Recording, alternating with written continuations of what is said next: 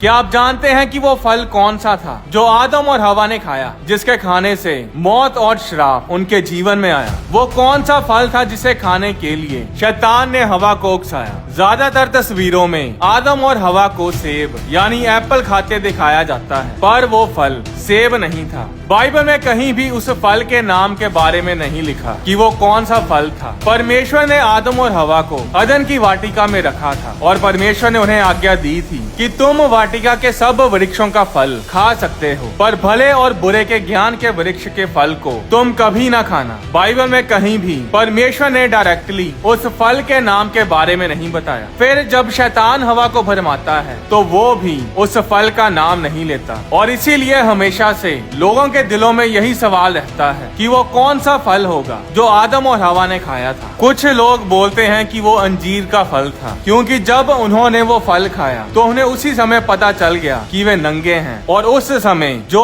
पेड़ उनके पास मौजूद था उन्होंने उसी पेड़ के यानी अंजीर के पत्तों के कपड़े बना लिए। फिर लोग ये भी बोलते हैं कि यीशु मसीह ने अंजीर के पेड़ को श्रापित किया था, इसलिए वो फल अंजीर का फल ही है। मरकुस अध्याय 11 उसकी 12-13 आयत में लिखा कि यीशु मसीह को भूख लगी थी और इसीलिए वो अंजीर के पेड़ के पास आए थे ताकि उसका फल खा सके। यीशु मसीह उस पेड़ को श्रापित करने के इरादे से उसके पास नहीं आए थे। तो भले और बुरे के ज्ञान का वृक्ष वो फल ना तो सेब है और ना ही अंजीर, वो फल है अंगूर। जी हाँ, परमेश्वर की आज्ञा तोड़कर जो फल आदम और हवा ने खाया और जिसे खाने से उनके जीवन में श्राप और मौत आई, वो फल अंगूर था। पर वो फल अंगूर कैसे हो सकता है? बाइबल में तो लिखा है कि वो एक वृक्ष था, एक पेड़, एक ट्री था, पर अंगूर का तो कोई पेड़ नहीं, उसकी बेल होती है, उसकी लताएं होती हैं, अंगूर का वृक्ष नहीं होता। पर क्या आप जानते हैं कि पहले समय में अंगूर का पेड़ इतना बड़ा होता था कि वो वृक्ष के जैसा होता था? इसके बारे में बाइबल में बहुत सी जगहों पर लिखा है। यहेजकेल अध्याय 15 उसकी 2 आयत में परमेश्वर ने कहा, हे मनुष्य के संतान, सब वृक्षों में अंगूर की लता की क्या श्रेष्ठता है। इस वचन में परमेश्वर ने अंगूरों को वृक्षों में गिना है। गिनती अध्याय 13 उसकी 23 आयत में लिखा है, तब वे एशकोल नाम के नाले तक गए और वहाँ से एक डाली दाखों के गुच्छे समेत तोड़ ली, और 2 मनुष्य उसे एक लाठी पर लटकाए हुए उठा ले चले गए। ये बात उस समय की है जब मूसा ने 12 जासूसों को कनान देश में उस देश की रिपोर्ट लेने के लिए भेजा था कि वे देख कर आए कि वो देश कैसा है, क्योंकि इजराइलियों ने कनान देश पर हमला करना था। 40 दिन उस देश में रहने के बाद वो जासूस वापस आते हैं और कनान में से एक बड़ा अंगूरों का गुच्छा लेकर आते हैं और लोगों को दिखाते हैं कि सचमुच उस देश में दूध और शहद की नदियां बहती हैं। आजकल अंगूर छोटे छोटे होते हैं, पर पहले जमाने में ऐसा नहीं था। जब उन जासूसों ने अंगूरों के गुच्छे तोड़े तो उन अंगूरों का भार इतना ज्यादा था कि उन्होंने उस अंगूर के गुच्छे को एक लाठी के बीच में बांधा और फिर 2 लोगों ने उस लाठी को उठाया। जिस तरह किसी शिकार किए जानवर को लाठी के ऊपर बांध कर ले जाया जाता था, उसी तरह उन्होंने उस अंगूर के गुच्छे को उठाया। अदन की वाटिका में जो वृक्ष लगे थे उनके बारे में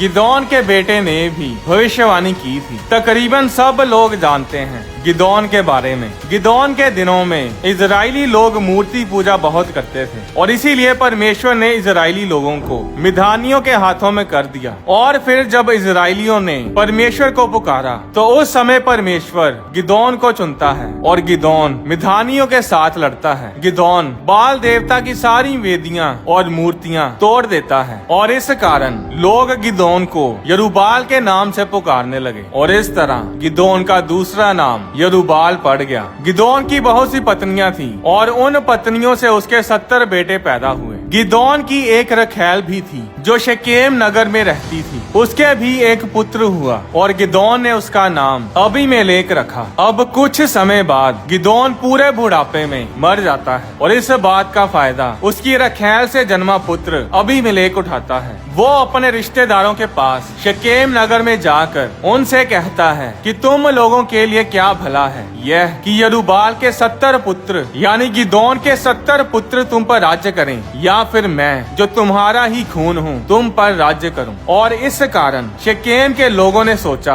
कि अबीमेलेक तो हमारा ही भाई है और इसलिए राजा की गद्दी के लिए इसे ही सपोर्ट की जाए। और इसलिए शेकेम के लोगों ने अबीमेलेक को खूब सारा पैसा दिया और उसने उस पैसे से गुंडे इकट्ठे किए और अपने पिता गिदोन के घर जाकर उसके 70 बेटों को मार डाला। इन 70 बेटों से अलग गिदोन का एक और बेटा था जो सबसे छोटा था। उसका नाम था योताम। अपने भाइयों को मरता देखकर योताम छिप जाता है और बच जाता है। अब शेकेम के लोग इकट्ठे होकर अबीमेलेक को राजा बना देते हैं और उस समय योताम वहां आता है और एक भविष्यवाणी और श्राप की शेकेम और अबीमेलेक के ऊपर घोषणा करता है। इस भविष्यवाणी को ध्यान से सुनिएगा। इस भविष्यवाणी में अदन की वाटिका के खास वृक्षों का जिक्र किया गया है। न्यायों अध्याय 9 उसकी 8 आयत में योताम शेकेम के लोगों से बोलता है कि एक समय था जब वृक्ष इकट्ठे होकर अपने लिए राजा ढूंढने को निकल पड़े। पहले वो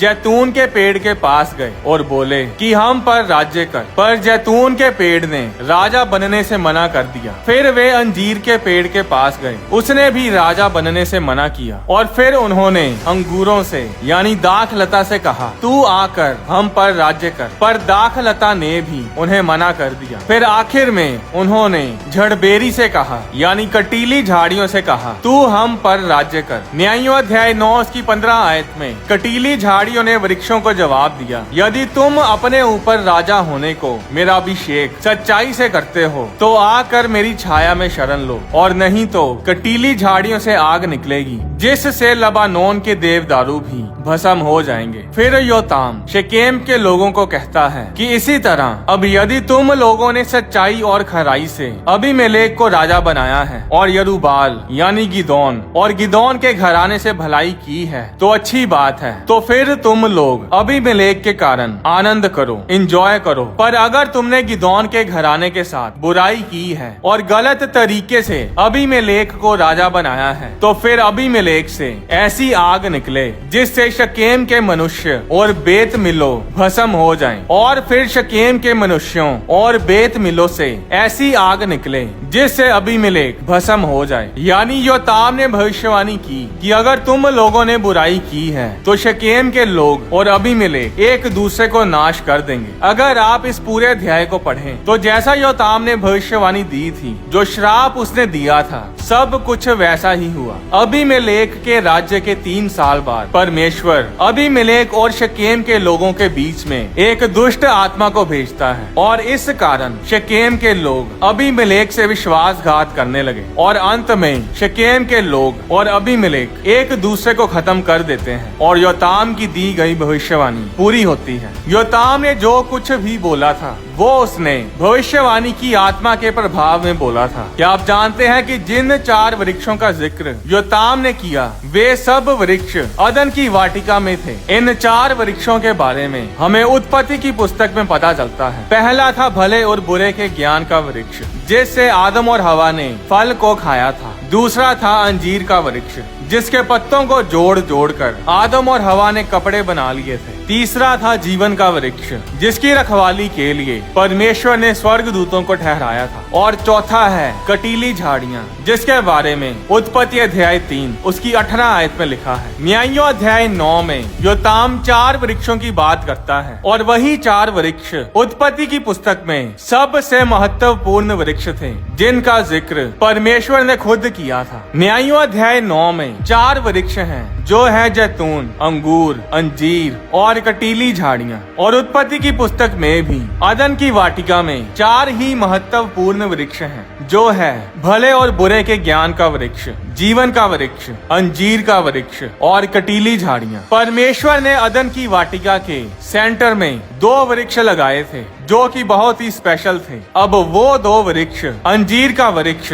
और कटीली झाड़ियाँ नहीं हो सकती। तो अब हमारे पास बचते हैं 2 वृक्ष। एक है जैतून का वृक्ष यानी ऑलिव ट्री और दूसरा है अंगूरों का वृक्ष यानी दाखलता। जब नूह के जल पर लय के समय सारी धरती पानी में डूबी हुई थी। तो पानी के घटने के बाद नूह ने एक कबूतरी को जहाज में से छोड़ा था। उत्पत्ति अध्याय 8 उसकी 11 आयत में लिखा, और कबूतरी सांझ के समय उसके पास आ गई तो क्या देखा कि उसकी चोंच में जल पाई, यानी जैतून का एक नया पत्ता है। इससे नूह ने जांच लिया कि जल पृथ्वी पर घट गया है। वो जैतून का पत्ता जीवन की निशानी था। फिर मिलाप वाले तंबू में दीवट को यानी मेनोरा को जलाने के लिए जैतून के तेल का इस्तेमाल किया जाता था, जो परमेश्वर का भवन सुलेमान ने बनाया। उस भवन के बहुत से दरवाजे जैतून की लकड़ी के बनाए गए थे। जब यीशु मसीह इस धरती पर थे तो उन्होंने बहुत सारा समय जैतून के पर्वत पर बिताया, और फिर जब यीशु मसीह स्वर्ग में वापस गए तो वह जैतून के पर्वत से ही ऊपर गए थे। और अब जब यीशु मसीह का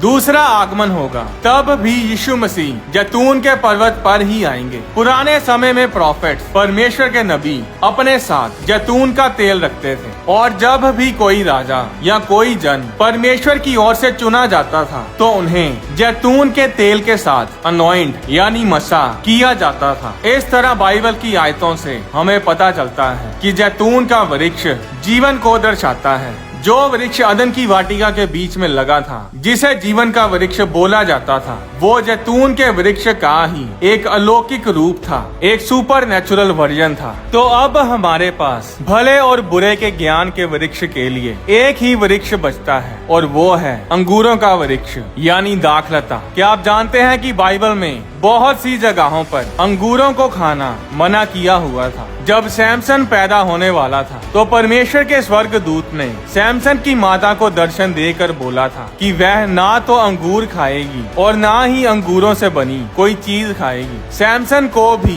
अंगूर से बनी चीजें खानी मना थी। न्यायों अध्याय 13 उसकी 14 आयत में लिखा, ये कोई वस्तु जो दाख लता से उत्पन्न होती है ना खाए, और ना दाख मधु व और कोई भांति की मदिरा पिए, और ना कोई अशुद्ध वस्तु खाए। बहुत से यहूदी रबी भी यही मानते हैं कि वो भले और बुरे के ज्ञान के वृक्ष का फल अंगूर है। यही अंगूर वाइन बनाने में, दाखरस बनाने में इस्तेमाल किए जाते हैं। बाइबल में सबसे पहली शराब वाइन दाखरस नूह ने बनाई थी। क्या आप जानते हैं कि जल प्रलय के खत्म होने के बाद, जहाज में से बाहर आने के बाद नूह ने सबसे पहला काम यही किया, उसने अंगूरों की खेती की। और जैसे आदम उस भले और बुरे के ज्ञान के वृक्ष के फल को खाकर गिरा, उसी तरह नूह भी उस अंगूरों की बनी दाखरस को पीकर मतवाला हो गया, और तब ही से उसके परिवार में गड़बड़ शुरू हो गई। जिस तरह आदम और हवा के समय सब कुछ उन्हीं से शुरू हुआ था, उसी तरह जल प्रलय के बाद सारी मनुष्य जाति नूह के द्वारा दोबारा से शुरू हुई। और इसीलिए परमेश्वर ने भी जिस तरह आदम को आशीष दी थी, उसी तरह उत्पत्ति अध्याय 9 उसकी 1 आयत में परमेश्वर ने नूह और उसके परिवार को आशीष दी और उनसे कहा कि फूलो फलो और बढ़ो और पृथ्वी में भर जाओ। पहली बार तो आदम गिरा ही, पर दूसरी बार नूह भी गिरा। बाइबल में लोगों ने बड़ी बड़ी गलतियां की जब जब वे दाखरस के मतवाले हो गए। आज भी ऐसा ही है। हर साल तकरीबन 30 लाख लोग शराब, वाइन, अल्कोहल के नशे के कारण मर जाते हैं। लोगों के घर बर्बाद हो जाते हैं। जैतून का वृक्ष जीवन के वृक्ष की निशानी था, और अंगूरों का वृक्ष यानी दाखलता भले और बुरे के ज्ञान के वृक्ष की निशानी थी। पुराने समय में जैतून के तेल को रोटी बनाने के लिए इस्तेमाल किया जाता था। इसके बारे में 1 राजा अध्याय 17 उसकी 12 आयत में भी लिखा है। जब एलिया सारपत नगर की विधवा के पास गया तो उस विधवा ने एलिया को बताया था कि उसके पास केवल घड़े में मुट्ठी भर मैदा और कुप्पी में थोड़ा सा तेल है, जिसकी रोटी बनाकर मैं और मेरा बेटा खाएंगे और फिर मर जाएंगे। जिस तेल की वो बात कर रही थी वो जैतून का तेल था। जैतून के तेल के साथ रोटी बनाकर ही उसने एलिया नबी को खिलाई थी। हनोक की पुस्तक में भी भले और बुरे के ज्ञान के वृक्ष के बारे में लिखा है कि वो फल अंगूरों के जैसा दिखता था। अगर हम हनोक की पुस्तक को ना देखें तो सिर्फ बाइबल में ही बहुत सारे वचन हैं जो हमें जैतून और अंगूरों के बारे में बताते हैं। अपने चेलों के साथ आखिरी भोज के समय यीशु मसीह ने रोटी ली जो जैतून के तेल से बनी थी और अपने चेलों को दी। फिर उन्होंने दाखरस लिया जो अंगूरों से बना था और अपने चेलों को दिया। यीशु मसीह ने कहा, जीवन की रोटी मैं हूँ, जो मेरे पास आता है उसमें जीवन बना रहता है। फिर यूहन्ना अध्याय 15 उसकी 1 आयत में यीशु मसीह ने कहा, सच्ची दाखलता मैं हूँ, यानी जिस ज्ञान और नॉलेज की तुम तलाश में हो वो ज्ञान मैं हूँ। परमेश्वर के वचन के खिलाफ जाकर आप जो कुछ पाना चाहेंगे, चाहे वो नॉलेज हो, ज्ञान, पैसा, खुशियाँ, रिलेशनशिप्स, सक्सेस, वो सब आपके लिए श्राप है। तो अगर ये वृक्ष इतना ही बुरा था तो परमेश्वर ने उस वृक्ष को लगाया ही क्यों? वो फल, वो वृक्ष बुरा नहीं था। बाइबल में लिखा है कि परमेश्वर ने जो कुछ बनाया वो सब अच्छा था। उत्पत्ति अध्याय 2 उसकी 9 आयत में लिखा, और यहोवा परमेश्वर ने भूमि से सब भांति के वृक्ष जो देखने में मनोहर और जिनके फल खाने में अच्छे हैं उगाए, और वाटिका के बीच में जीवन के वृक्ष को और भले या बुरे के ज्ञान के वृक्ष को भी लगाया। परमेश्वर ने उस भले और बुरे के ज्ञान के वृक्ष को अगर आदम और हवा से दूर ही रखना होता तो वो कभी भी उस वृक्ष को उस अदन की वाटिका के बीच में नहीं लगाता। पाप उस फल को खाने से नहीं हुआ, पाप इसलिए हुआ क्योंकि परमेश्वर की आज्ञा, परमेश्वर का वचन तोड़ दिया गया। वो फल अच्छा था पर क्योंकि परमेश्वर ने उसे खाने से मना किया हुआ था, इसलिए उस फल को परमेश्वर की आज्ञा के खिलाफ जाकर खाना पाप था। अब पानी तो आपके लिए अच्छा है, पर अगर परमेश्वर ने आपको पानी पीने से मना किया है तो फिर वो पानी आपके लिए पानी नहीं बल्कि जहर है। वो वृक्ष परमेश्वर के लिए इतने खास थे कि परमेश्वर ने उन वृक्षों को वाटिका के बिल्कुल बीच में लगाया था। परमेश्वर ने अपने समय पर आदम और हवा को उस फल को खाने के लिए अनुमति दे देनी थी, क्योंकि परमेश्वर ने सब कुछ आदम और हवा के लिए ही बनाया था। उस फल को खाने से पहले परमेश्वर उन्हें बताता था कि उनके लिए क्या सही है और क्या गलत, क्या भला है और क्या बुरा है। पर वो परमेश्वर से दूर जाकर खुद ये फैसला करने लगे कि हमारे लिए क्या भला है और क्या बुरा। आज भी लोग ऐसा ही करते हैं। वे परमेश्वर के वचन के बीच से अपनी जिंदगी के फैसले नहीं करते। उनको जो अच्छा लगता है वे उसी हिसाब से अपने लिए भले और बुरे का फैसला करते हैं। नीति वचन अध्याय 10 उसकी 22 आयत में लिखा, धन यहोवा की आशीष ही से मिलता है और वह उसके साथ दुख नहीं मिलाता। परमेश्वर जो आशीष आपको देता है उसके साथ कोई दुख नहीं आता। भजन संहिता 127 उसकी 1 आयत में लिखा, यदि घर को यहोवा ना बनाए तो उसके बनाने वालों का परिश्रम व्यर्थ होगा। यदि नगर की रक्षा यहोवा ना करे तो रखवाले का जागना, चौकीदार का जागना व्यर्थ ही होगा। नीति वचन अध्याय 21 उसकी 31 आयत में लिखा, युद्ध के दिन के लिए घोड़ा तैयार तो होता है परंतु जय यहोवा ही से मिलती है। आज लोग दुखी और श्रापित इसीलिए हैं क्योंकि वे आदम और हवा की तरह परमेश्वर के वचन को तोड़कर आशीष की खोज में रहते हैं। पर सच्चा ज्ञान, सच्ची आशीष का सोता सिर्फ यीशु मसीह ही है। आज आपको जो कुछ चाहिए वो सब यीशु मसीह में है। उससे अलग होकर हम कुछ नहीं कर सकते। इसलिए परमेश्वर में बने रहें। अपने हर काम को परमेश्वर के वचन में बने रह कर ही करें। परमेश्वर के वचन से जुड़ी वीडियोस को देखने के लिए आप होली स्पिरिट प्रोडक्शंस चैनल को सब्सक्राइब करें और बेल आइकन पर क्लिक करके ऑल नोटिफिकेशंस को सिलेक्ट करें ताकि चैनल पर अपलोड की जाने वाली सारी वीडियोस आपके फोन में जरूर पहुंचे। आप अपनी डोनेशन बैंक अकाउंट के जरिए और QR कोड को स्कैन करके भी भेज सकते हैं। परमेश्वर आपको आशीष दे।